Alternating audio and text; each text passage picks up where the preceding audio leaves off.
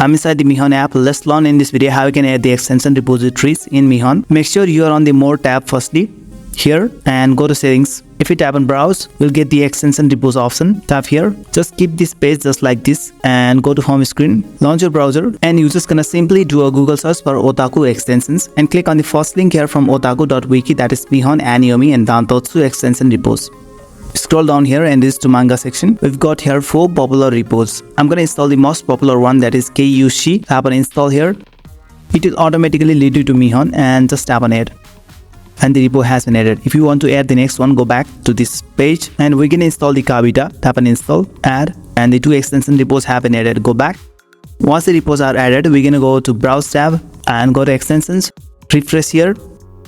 Now if you go down, you'll get lots of extensions here. For example, I want to install this one here. Tap on install. Install. Once it's been installed, it will move up. So we're gonna go up and it's here. If you go to sources, it's listed here. In some cases, whenever you install the extensions, it will move to the untrusted section here and you're gonna have to manually trust them by tapping here and then trust. Once you trust, if you go up, then the extension will be listed here. Now go to sources and you will get this. Like this video and subscribe to this channel.